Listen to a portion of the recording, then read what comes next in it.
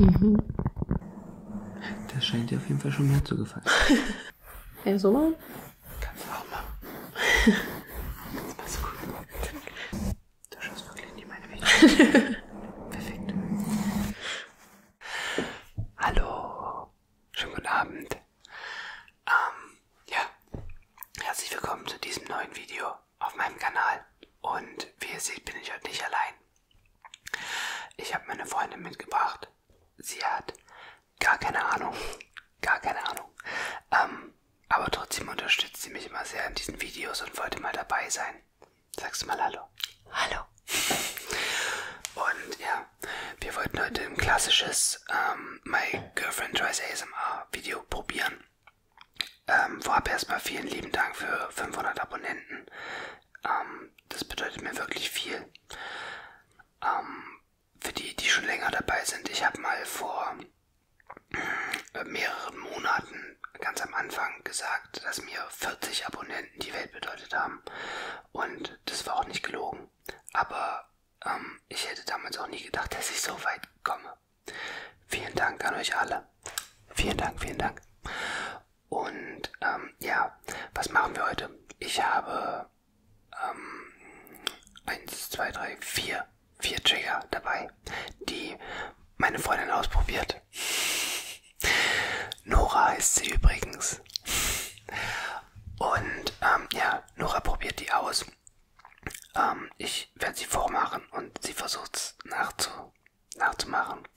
Und danach haben wir noch ein paar Karten dabei. Ich weiß nicht, manche von euch kennen das sicherlich schon. Das sind 5 schnelle Fragen aus dem bekannten Podcast Gemischtes Hack. Tatsächlich sind es eigentlich Noras Karten, aber ich darf sie mir mal ausleihen. Und ja, wir fangen am besten gleich an. Damit wir auch ein bisschen warm werden, haben wir heute einen Pinsel. Brushing Sounds. Einer der Klassiker, würde ich fast meinen.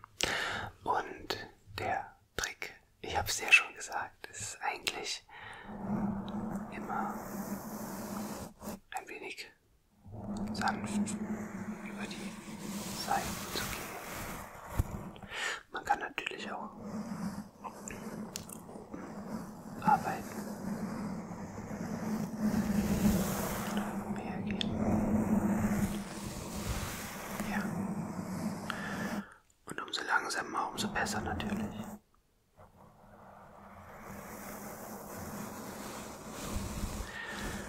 Und ich würde sagen, du probierst es aus, ich unterstütze dich dabei. Mal sehen, wie es läuft.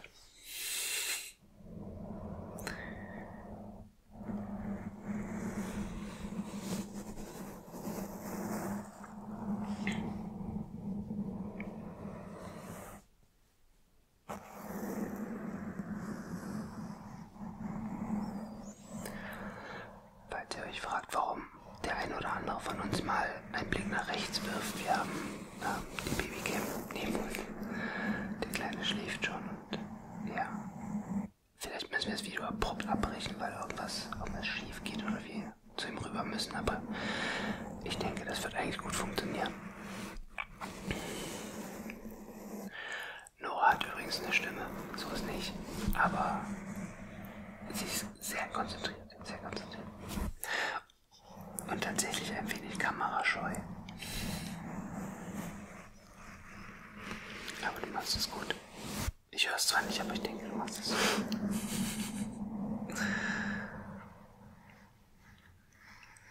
Ja, ihr könnt ja auch gerne mal dann in den Kommentaren schreiben, ob es euch gefallen hat. Vielleicht, ob sie irgendwas besser kann als ich, weil dann wird sie nie wieder hier auftreten.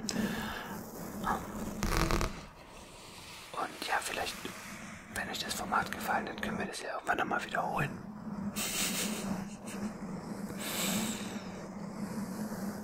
Super, machst du das? Ich würde sagen, wir probieren mal noch einen Trigger aus.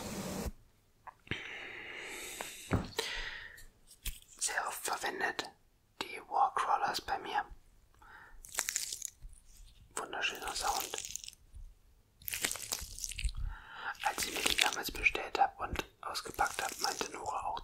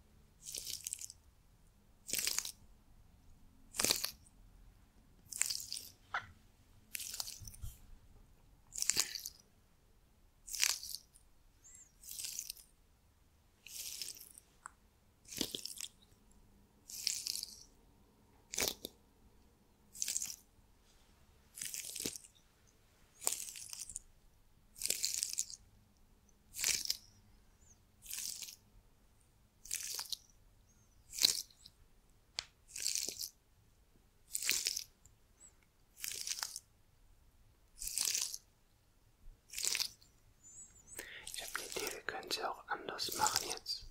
Quasi zur Halbzeit. Dass wir sozusagen schon mal eine Runde 5 schnelle Fragen machen. Und dann quasi nochmal die anderen ausprobieren.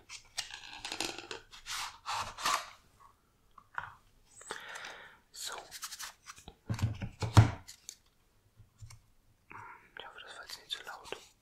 Willst du zuerst stellen oder willst du zuerst beantworten? Zuerst beantworten. Ich hoffe, die sind nicht zu schwer. Was ist schwer? Beschreibe deinen Kleidungsstil mit einem Land.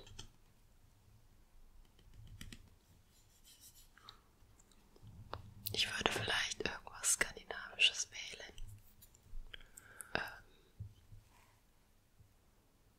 Schweden. Oh Gott. Kleidungsstil mit einem Land beschreiben. Ich wüsste ja auch gar nicht, was so ein typisch deutscher Kleidungsstil wäre. Bei heutzutage. Ich weiß nicht. Also ich würde es wahrscheinlich. Also ich bin ja auch eher so der Pullover-Mensch. Und also mit ein bisschen längeren Sachen. Ich glaube, da würde ich auch irgendwas. Vielleicht Kanada. Vielleicht auch nicht. Ich habe keine Ahnung. Ich komme einfach mit zu dir rüber. Wir sind Schweden. Wir sind tief. Okay. Ich zieh mal vor. Bitte.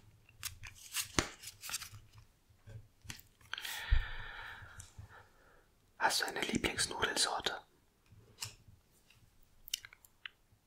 Ich glaube Penne. Wirklich? Ja. Warum holst du denn immer Fusilli? Weil es mir eigentlich egal ist. Okay. Bei mir sind es Spaghetti, aber das weißt du. Das weiß ich. Ich liebe Spaghetti. Und Carbonara. Okay. Achso, übrigens könnt ihr die Fragen auch gerne in den Kommentaren mit beantworten, wenn ihr mitspielen möchtet.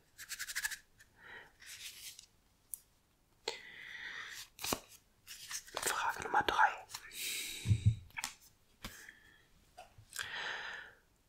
Oh, das ist eine. Okay, bei wem müsstest du dich eigentlich nochmal entschuldigen? Oh je.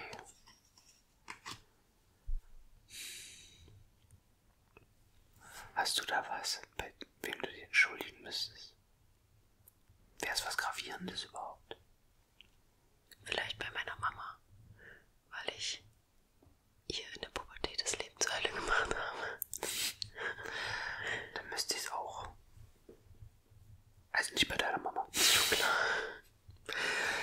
Ich überlege, ob ich jetzt im Hier und Jetzt bei jemandem ein dickes Sorry lassen müsste.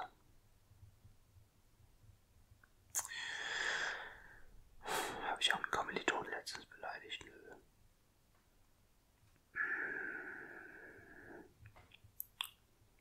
Nee, also wenn, dann könnt ihr mich auch tatsächlich bei meiner Mama entschuldigen, weil ich in der Schulzeit ziemlich viel Mist gebaut habe. Aber das habe ich schon. Mir fällt sonst eigentlich niemand ein. Ich könnte mich tatsächlich bei einigen Freunden entschuldigen für meine lange Abwesenheit. Da ich ja nicht mehr in meiner Heimat wohne, ist der Kontakt da ein bisschen abgebrochen. Dafür müsste ich mich entschuldigen. Ja, ich denke, das ist ein guter. Okay, Frage Nummer 4.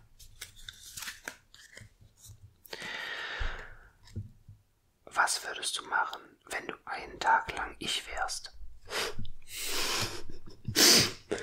Ich möchte nur kurz sagen, dass das hier auch Kinder unter 18 vielleicht hören könnten. Nein, was würdest du machen wollen? Mal schießen gehen? Gute Frage.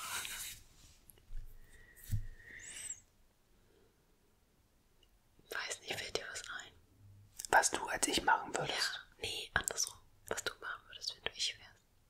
Ich würde tatsächlich gerne mal wissen, also für euch, ihr wisst es ja jetzt nicht, aber Nora arbeitet an der Universität. Und ich würde so gerne mal wissen, wie es ist zu unterrichten. Also einen Tag lang mal fast zu unterrichten, jemanden zu unterrichten, das wäre, glaube ich, was ich gerne machen möchte. Und ansonsten, du kannst ja gut singen. Vielleicht mal singen. Okay, ich glaube, ich würde gerne einen Tag lang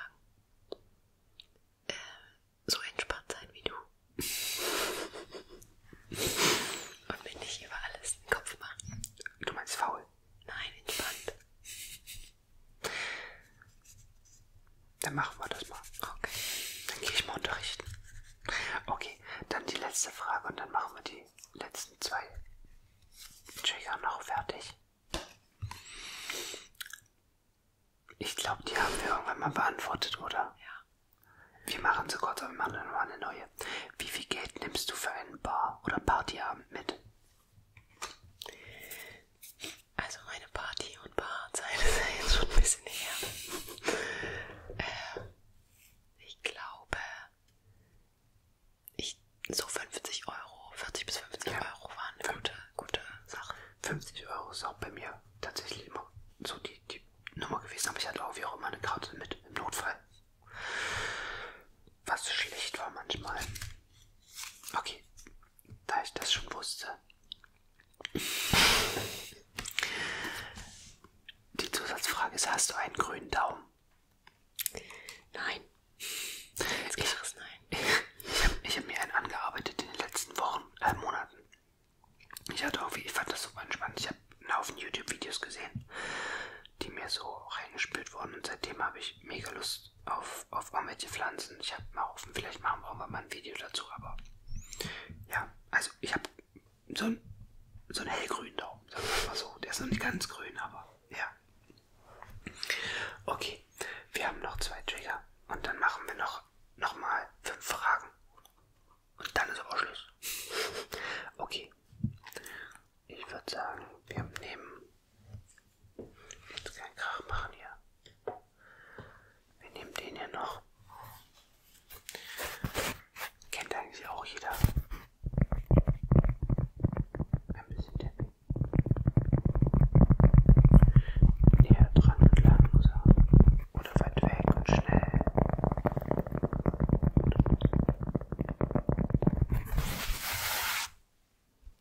Viel Spaß.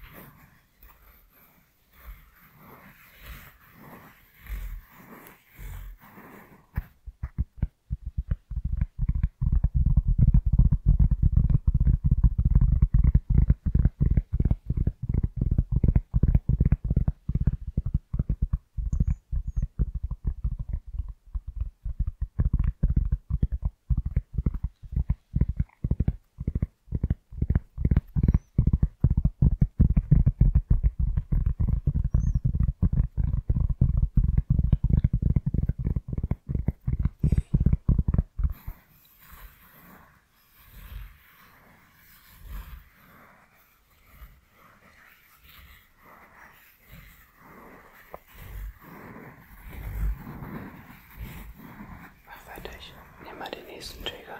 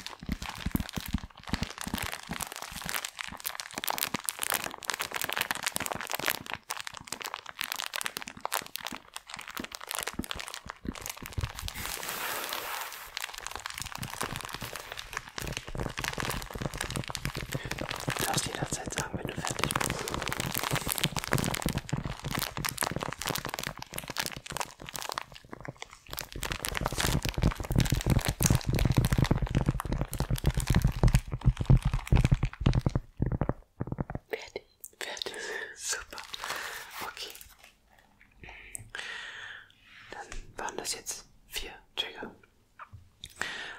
Kannst du sagen, welcher dir am besten gefallen hat, persönlich? Ich glaube, der Pinsel. Der Pinsel? Ja. Ich hatte das Gefühl, du hast dich damit auch am wohlsten gefühlt, ja. Und ihr sagt mir auch mal, welcher euch am besten gefallen hat. Okay, dann machen wir jetzt noch einmal 5 schnelle Fragen. Welchen Stapel willst du? 9? Den oder? Ich nehme gleich den. Den gleichen, okay. Dann schauen wir mal.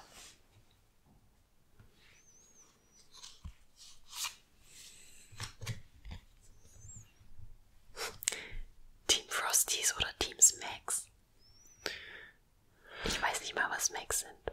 Ich auch nicht. Darf ich es nicht wissen? Also, dann Team Frosties, wenn man es kennt. Ja. Ich glaube, Smacks waren diese Schokodinger. Aber, na, wir nehmen eine neue. Ich weiß es nicht. Wenn, dann nehmen wir Frosties. Welches Geräusch hast du? Also hast mit SS. Das passt ja ganz gut. Ich habe ja mal ein Video dazu gemacht, was ich nicht so mag.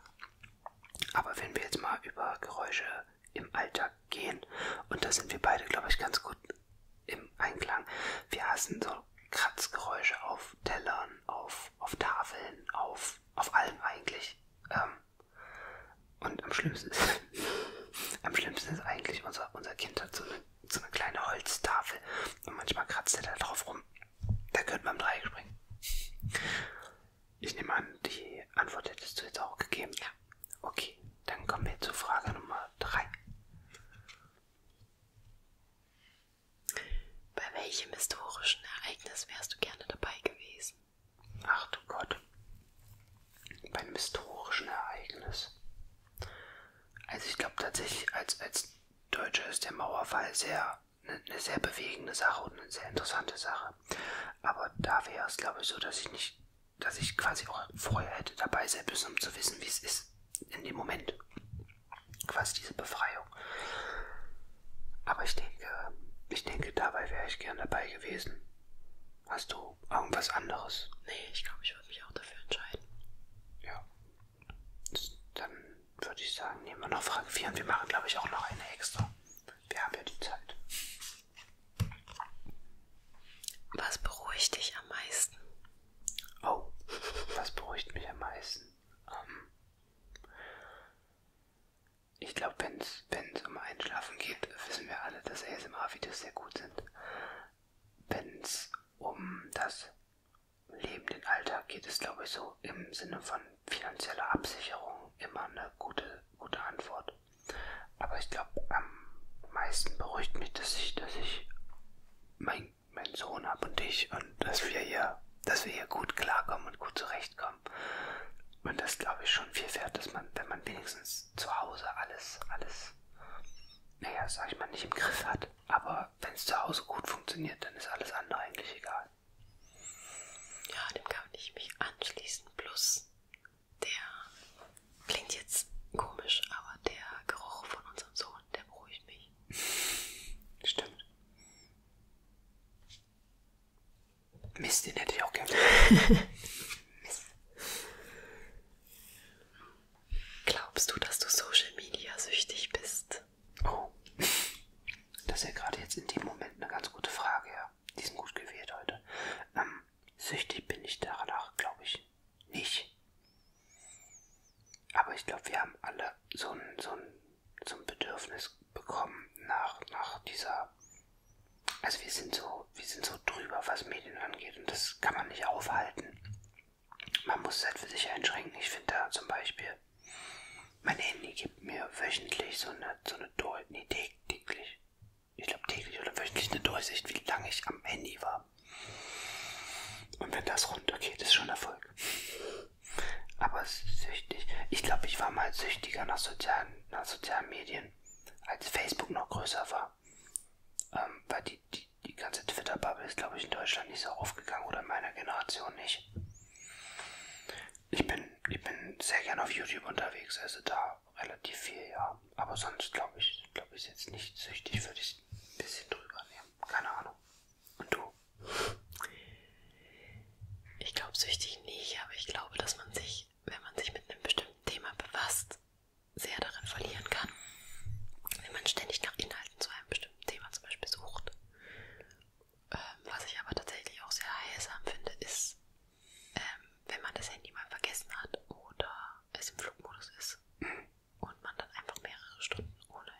sein kann. Das finde ich sehr entspannend. Das stimmt. Ist es auch ja wirklich tatsächlich so, dass du, wenn du was googelst oder was sagst, dein Handy das dir ja auch nur noch sowas in die Timeline schleust, ne? Und dadurch ist man dann auch so, ah ja, das kann man noch dazu gucken, das kann man noch, und das hört ja dann nicht auf an neuen Informationen oder überhaupt, auch selbst wenn sie gleich sind, denkt man sich wieder so, ah ja, stimmt, das habe ich ganz vergessen oder so. Okay, dann machen wir noch eine extra, würde ich sagen.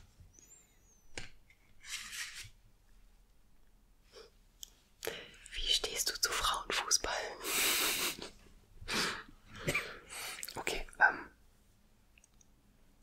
ich schaue weder Frauen noch Männerfußball, deswegen bin ich da komplett offen. Ich finde tatsächlich, dass, also ich finde, gut, ich bin wirklich kein Experte auf dem Gebiet, aber ich glaube, da ist die Gehaltslücke schon ziemlich groß zwischen Frauen- und Männerfußball. Also da muss man wer ran. Und ich glaube, Frauenfußball könnte auch mehr im Fernsehen laufen oder so. Also da bin ich, da ich beides nicht gucke, ist mir das auch egal. Aber nein, ich finde es gut. Kann ich nicht viel sagen, so ist es genauso sehenswert wie Männerfußball in meinen Augen. Und bei dir?